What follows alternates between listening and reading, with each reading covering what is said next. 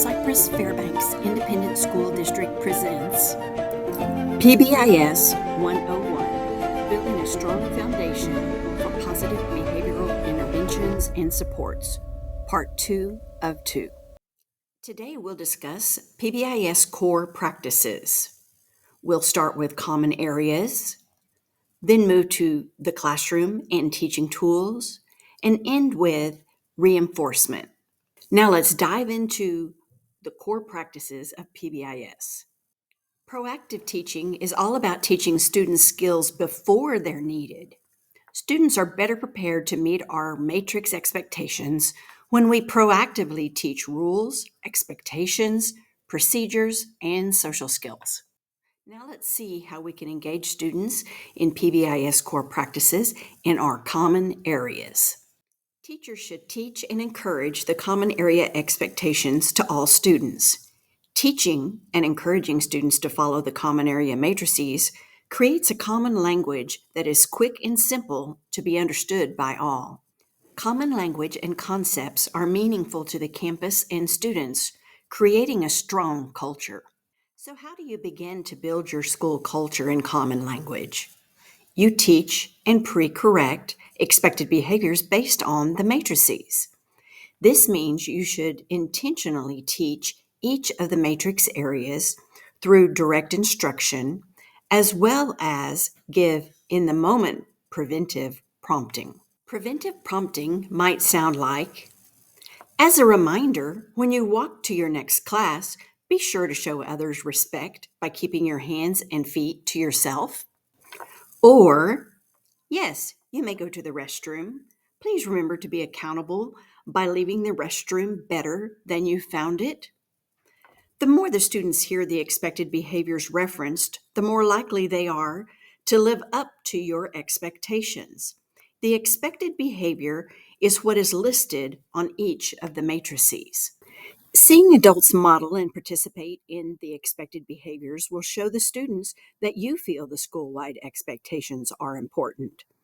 When students do not meet the school-wide expectations, they may need to practice or be reminded. This should not be done in a demeaning way, just a respectful reminder, or by having them tell you the expectation is usually enough. Be mindful that reteaching and practicing should be built into your routine when you return from a long break.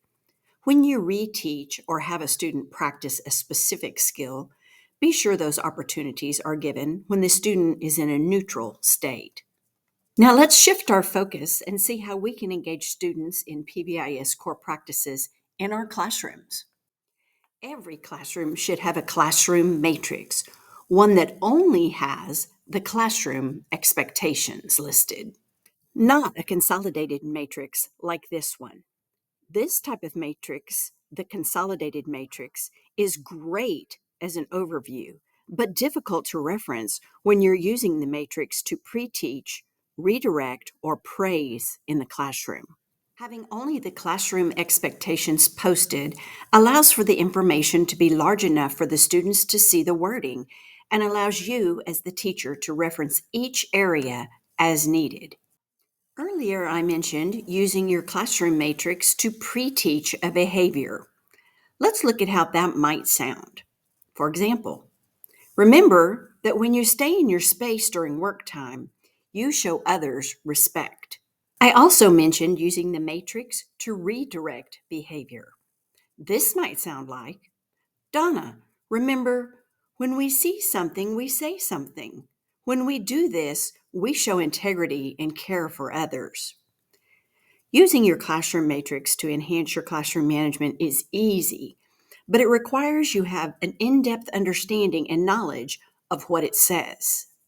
Most campuses have a quick and easy way to provide teachers with access to weekly PBIS lessons. This is a great example of having the matrix and student lessons all in one place. The teacher just has to click on the blue dot to access the electronic version of the matrix and the yellow dot to access the lesson for the week. If you don't have easy access to all of the individual area matrices or your campus lessons, See your grade level or department PBIS representative to see if your campus can build something like this. Once you access the weekly lessons, it might look something like this. The PBIS Lesson Plan Committee has put together bite-sized lessons on following instructions. For example, on Monday, they have a following instructions social skills story. On Tuesday, a raising your hand video. On Wednesday, how to listen video. On Thursday, they review a specific area of the classroom matrix. And on Friday, would you rather? Each daily lesson is quick and easy, but the best part is that the lessons are provided for you. Not every campus does lessons daily or weekly. Your campus may focus on a skill of the month. Here are some examples of social skills posters used to teach and reinforce appropriate social behaviors. Social skills are needed for students of all ages.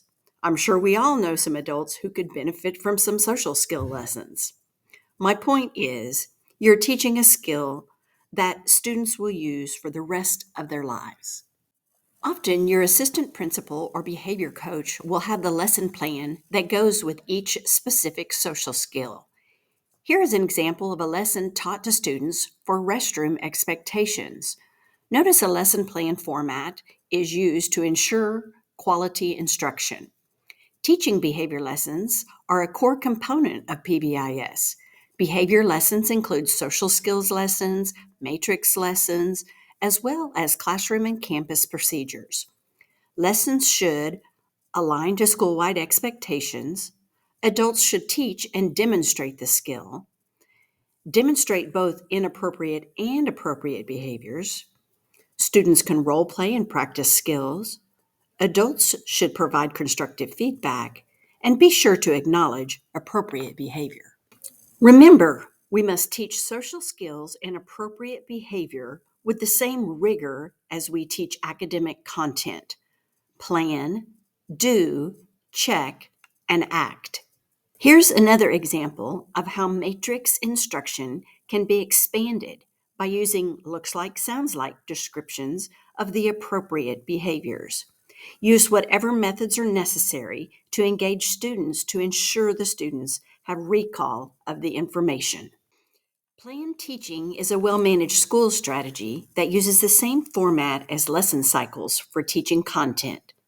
Planned teaching is another strategy that can be used to teach behavior expectations with the entire class, a small group of students, or one-on-one. Just as we do with our academic content, be sure to identify which skills are needed for everyone, which only with a small group of students, and which skills an individual student needs. Planned teaching has 4 steps: the introduction of the skill, describe the skill and the appropriate behavior, give the reason, and finally, practice. Giving a reason is very important, especially with your more challenging students. Let's walk through a scenario. Your students are doing a presentation and you want to review the social skill of listening so that they're respectful during presentations. First, you're going to introduce the skill. What's your hook? Second, describe the appropriate behavior. These are simply the steps that are listed on the social skills poster. Next, give a reason. Students usually will not question when they understand the why. And finally, practice. Don't forget this critical step, even with older students. Now, let's look at the core practice of reinforcement. Often, we do not recognize or acknowledge the student who's doing what they're supposed to do. Why? Don't you appreciate it when you're recognized for doing a good job? We should acknowledge and reinforce students who demonstrate appropriate behaviors because 1. Praise reinforces and encourages on-task behaviors. Secondly, praise and reinforcement of on-task students may encourage others to do the same. And finally, reinforcement strengthens positive behaviors that compete with problem behaviors. Yes, you can also use your classroom matrix to reinforce behavior. For example, Shane, thank you. You have been punctual this entire week. Why would you take time to praise and reinforce? Research indicates that you can improve a person's behavior by 80% just by pointing out what they're doing correctly. That's a quick hack to improve student behavior. Some teachers not only reinforce verbally, but also tangibly. It's not important which style you use, just that it happens. Here are two examples of menus.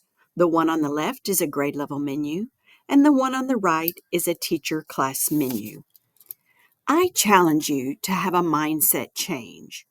Don't use the word rewards. Instead, use the word reinforce. When you do this, change this one little word. It allows you to see that the small tangible item that the student earned is a reinforcement for what they've done correctly. Don't you want to continue to reinforce good and on-task behaviors? To summarize, we discussed that students can meet your expectations when you proactively teach rules, expectations, procedures, and social skills. Teaching students behavior expectations using your school's common area matrices is a way to build a common language and school culture. Be sure to obtain a classroom-only matrix to pre-teach, teach, and redirect expected student behaviors. Teaching social skills is a life lesson, so be sure to use the same rigor when teaching behavior that you use to teach academics. Using planned teaching is a great way to ensure we have explained the why behind our behavior requests. And last but not least is praise and reinforcement. Don't forget to utilize your classroom matrix to guide you in effective and meaningful reinforcement. Will you accept my challenge of using the word reinforcer instead of reward? I do hope you will. Thank you for taking time to view our professional development on demand. I hope that you join us to learn more about PBIS in the On Demand series, PBIS 201.